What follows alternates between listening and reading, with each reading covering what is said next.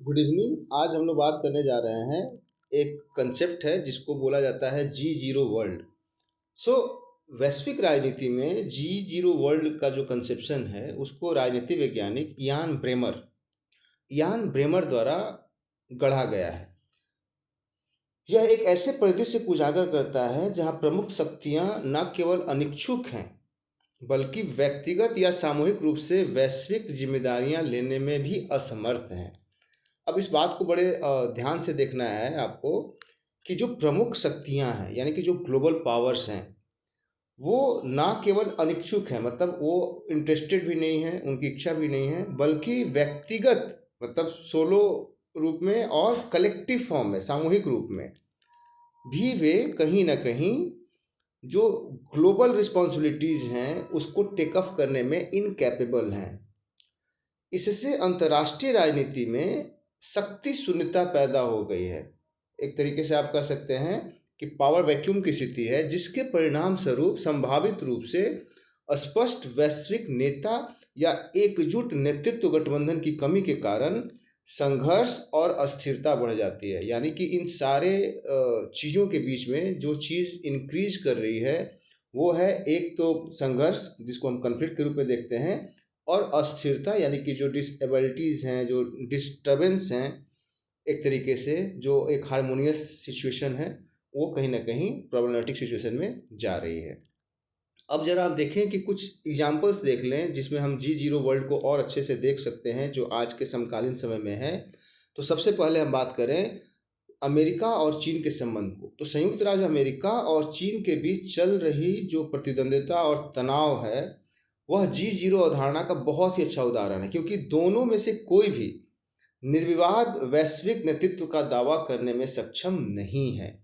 इस प्रतिद्वंद्विता ने वैश्विक व्यापार प्रथाओं, प्रौद्योगिकी, मानकों और रणनीतिक गठबंधनों में दरार पैदा की है, जो कहीं ना कहीं वैश्विक शासन, ग्लोबल गवर्नेंस की जो अवधारणा है के लिए एकीकृत दृष्टिकोण की कमी को उजागर करता है। दूसरा उदाहरण हम लोग देख लें। दूसरा उदाहरण कोविड-19 का है, जिसे हम कोविड-19 भी कहते हैं। तो महामारी की जो प्रतिक्रिया है, कोविड-19 महामारी के प्रति वैश्विक प्रतिक्रिया ने जी जीरो वर्ल्ड को दर्शाया, जहां एकीकृत नेतृत्व की अनुपस्थिति ने असंगत और अक्सर प्रतिस्पर्धी राष्ट्रीय प्रतिक्रियाओं को जन्म दिया।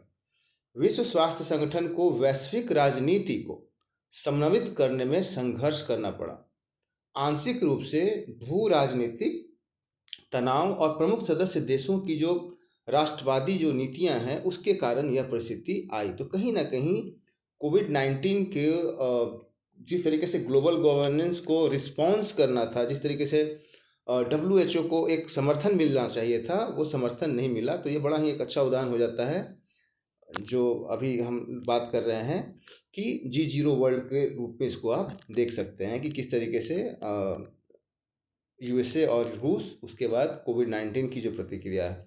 एक और उदाहरण ले लें हम, यह उदाहरण भी बहुत महत्वपूर्ण हो जाता है। क्लाइमेट चेंज के जो इनिशिएटिव्स हैं, जलवायु परिवर्तन के लिए जो पहल है, तो initiative that is for the climate change, उसको अगर आप देखेंगे तो जलवायु परिवर्तन के लिए समन्वित वैश्विक प्रतिक्रिया की जो तत्काल आवश्यकता है, उसके बावजूद पेरिस समझौते जैसे अंतर्राष्ट्रीय प्रयासों में प्रतिबद्धता के विभिन्न स्तर देखे गए हैं।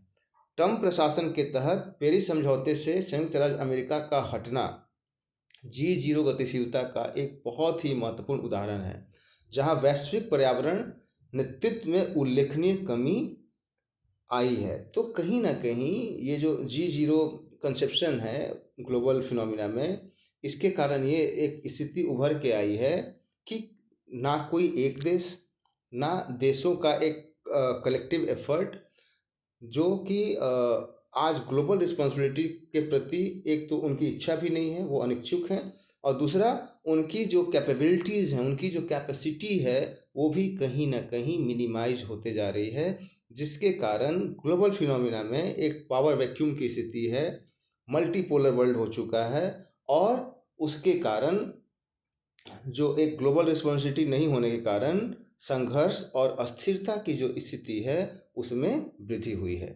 तो आज जी जीरो वर्ल्ड के कंसेप्शन के साथ ही हम अपनी बात यहाँ समाप्त करेंगे। फिर अगले दिन किसी नए विषय के साथ हम लोग अपने विचार को साझा करेंगे। धन्यवाद।